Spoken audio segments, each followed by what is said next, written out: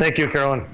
I have to tell a quick story because Carolyn said I'm a storyteller. So Carolyn and I spent a lot of years on the TV. I got invited to come on her News at Noon. And so I'd love to bring my kids in. I have 4 kids. That's my wife back there. And it was such an honor to have my kids on TV to share that experience because they get to see themselves on TV and everybody talks about you. So Julian, my youngest, he's sitting there and he's all serious. And Carolyn's asking him questions. Well, it was around Christmas time. And all of a sudden, the next guest was someone with a reindeer. And the reindeer started with his big old horns and antlers. He started thrashing chairs around. And Julian was deadlocked right at Carolyn and never moved once when all that commotion was going on.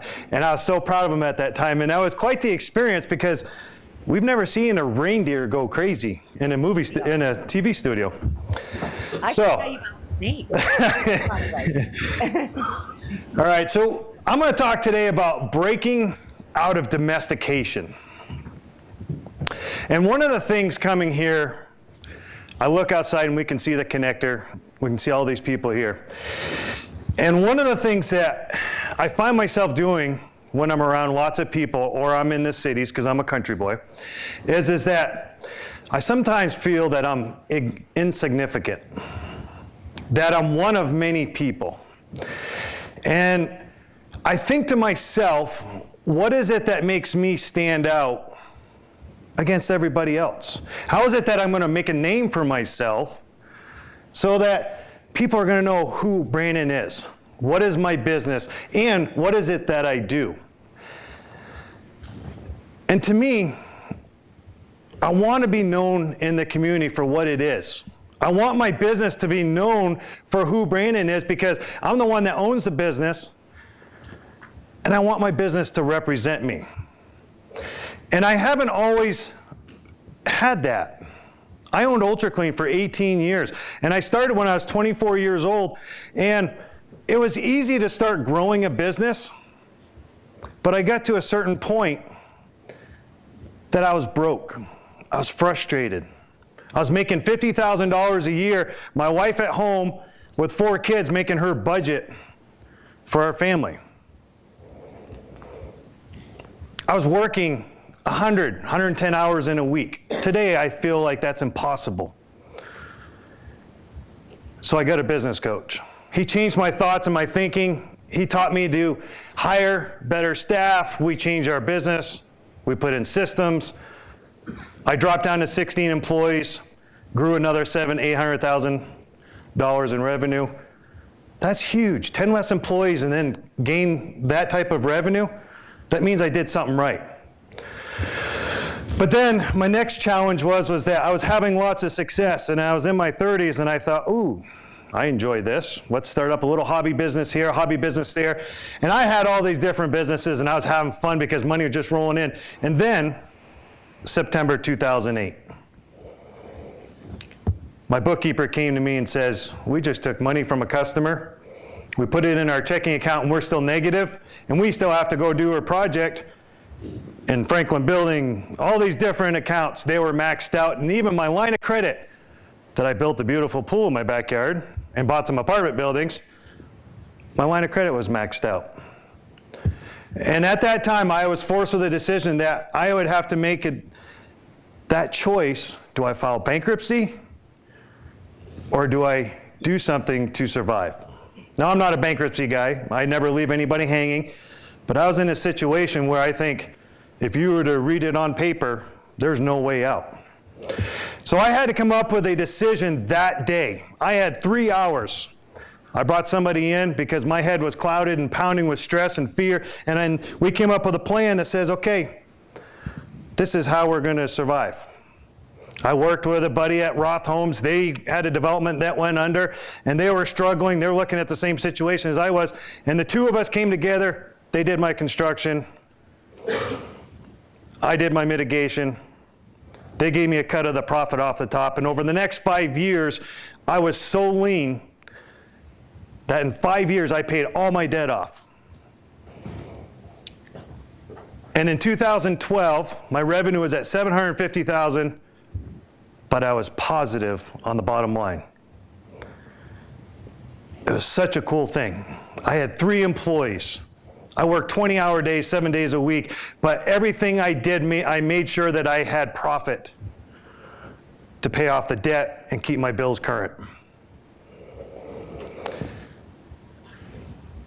And when that 2012 moment came around where I said, we're finally stable, we're finally debt-free, me and my 3 employees, what are we going to do? I said, I'm just going to survive for a little while. But survival only lasts for so long because there's something inside of us entrepreneurs that we just can't stay complacent. So I said, I'm going to change my business model because there's certain things in my business that I don't like. And the things that I don't like to do are the things that I was told over the last 15 years that I had to do it because that's what insurance adjusters wanted. That's what insurance companies wanted. That's the way my restoration competitors did it. That's the way my peers did it all across the country that are in the same industry me. And that's why I did what I did. Even though I didn't enjoy it, I still did it because I felt like that's what I needed to do. But I was done. I said, I've been through too much misery to do what I don't want to do. So I'm going to create a new business model. And everybody in my peers in that industry says, you're going to blackball yourself. Insurance companies aren't going to use you. They're going to resist paying you. You're going to ruin your business in less than a year. I said, I don't care. I don't want to live my life because my life is my business. I don't want to do this anymore. So I made that decision that I'm going to do one thing and one thing only, and that was water damage.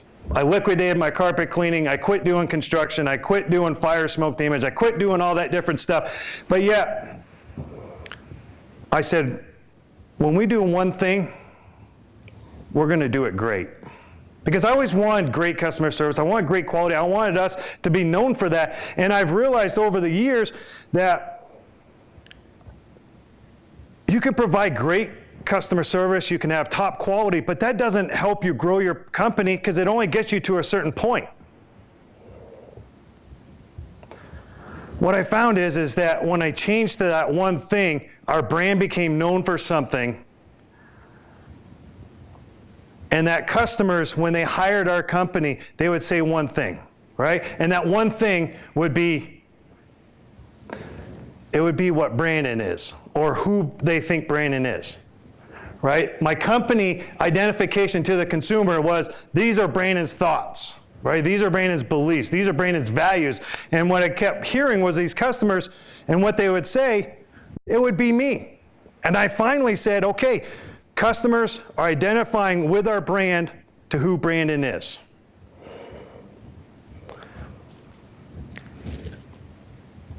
After I did that, I started seeing referrals coming in from people outside my network, outside my circle. And it was pretty amazing that by the time I sold it in 2016, we had 13 different referral sources. Prior to this, I had 3 referral sources. For an example, a referral source would be like contractors or plumbers or something like that.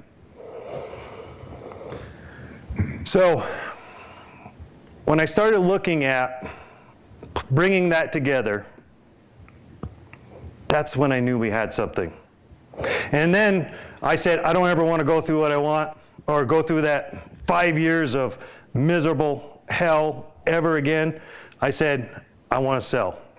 I set up a 7-year exit plan. I sold it on year 3. I found someone who identified 2 of the characteristics of what I was looking for, which was his management philosophy of my team and his customer service. So I sold it for 7 figures, which is a big deal to find that one person who can identify to who I am.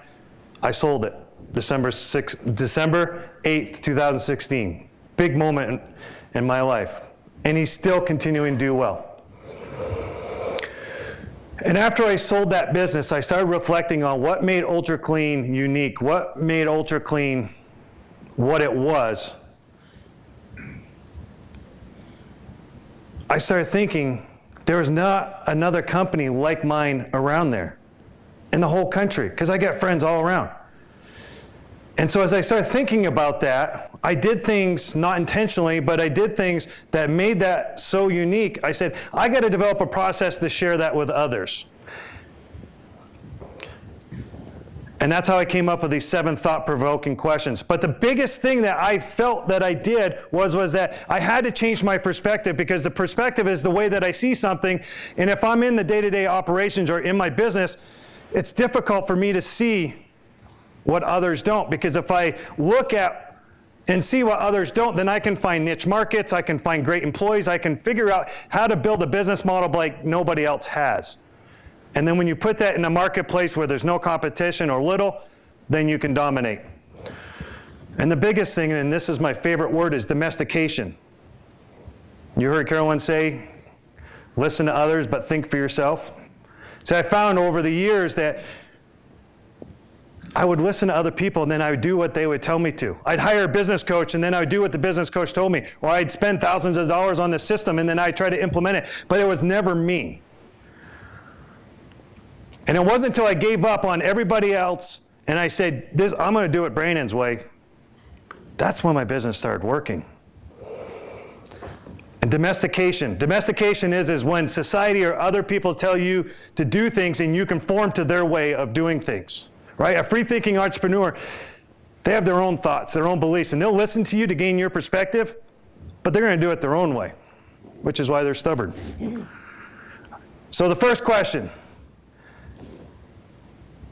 to break out of this and develop something unique, is reality. Where are you now? What is it that you want that you can't seem to have, right? And that was those things that year after year after year, I just felt like I wanted something different in my business, but I never knew exactly what it was or how I was going to identify that and how I was going to achieve that. For me, I wanted to be away from insurance companies' control, and I wanted to deal directly with a consumer, but yet it wasn't possible because the insurance companies who pays my check, right? He pays my bill. So in the last 3 years before I sold it, I dealt with the homeowners only, and if the adjuster had a problem, he went back to the homeowner and he couldn't manipulate me. Or he couldn't get my price down. My price was what it was. I was the only one that wasn't willing to conform to the adjuster's way. That was one of my things. So when you look at reality, what is it that you want that you can't seem to have? And then the second thing you want to do is you want to see, how big is the gap? How do you see yourself? Because if you know the DISC assessment, you have your natural behavior, you have your adaptive behavior.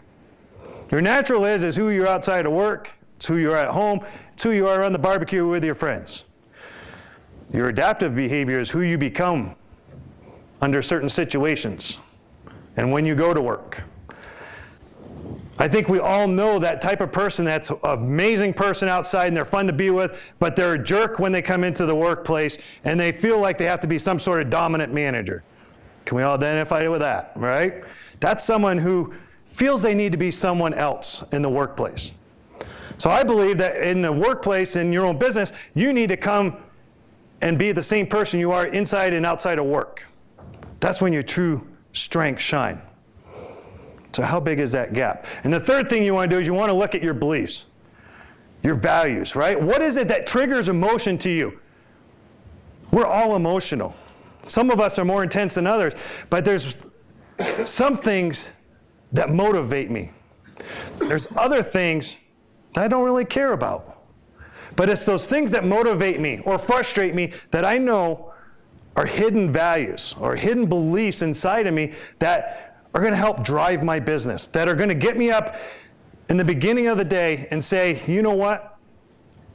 I'm having a rough time right now, but I'm going to continue with my vision. I'm going to continue with my company. I'm going to persevere.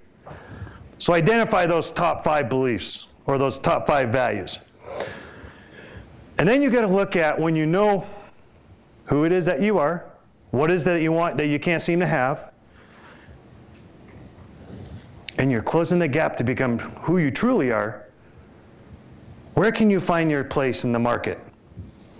Where is your place in the market that only you can seem to fill that gap or that void?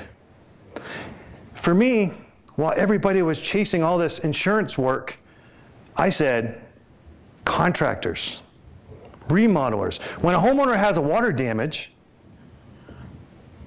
There's higher end homes call their remodeling contractor or they call their builder and they say, this happened, and they don't want to take care of it, so they're going to say, call Brandon. That ended up being my third largest referral source when I tapped in that market and I never had to compete with anybody. It made me a lot of money. And it was easy, and it was the type of people that I love to work with. So once you find your place in the market, which of your current thinking is going to prevent you from getting to where you need to be? I am my own biggest competitor. I think we can all recognize that we hold ourselves back. So what is that thinking that's going to prevent you from getting there? And once you cover all those, then you got to develop your vision. I didn't realize how important vision was until I realized that an employee came to me one day and says, Brandon, we want to know where we're going. I was living day to day, month to month. They want to know where we're going in the future. And so I had to create a vision. And when I created that vision, it had to have lots of feelings so that it motivated employees to be loyal to me, but it also motivated me and committed me to a path. That vision has to be around the customer. What is it that I see the customer doing and feeling? What is it that I see the employee doing and feeling? And when I had Ricky come in Monday morning from work, he says, thank God the weekend's over. I couldn't wait to get back to work and hang out with you guys. I said, I have something. We've connected to it. And the last thing is action. We can talk about thoughts and ideas and beliefs all day long, but if we don't have action, we're not going to achieve anything. So what's the one thing to achieve success and happiness? Because that's what we're striving for. Fulfillment. To me, I want experiences. I want fulfillment because I found that money, success, lots of different things, they only do so much. But fulfillment is what drives me in my heart. And today, this is my newest project. I bought a company. It was started in 1960. I bought it in January. I don't know what it is yet, but I know in the plumbing industry, I'm going to transform it because not only does it need it, but this is what moves me. And my currently in the plumbing industry, what I'm looking at is I'm going to have the best place to work. Because I think the tradesmen have been underpaid. They work too hard. It's my job to employ them and their families. And I'm building something great here. And 4 months into it, it's a lot more than what I thought it was. It's a challenge, it's a project, but that's what moves me. So I encourage everybody, break out of your domestication. All right? Don't let society, don't let others control your thoughts, your ideas, your beliefs. Whether it's in parenting, whether it's in business, just don't be domesticated. Thank you. Thank you, Brandon.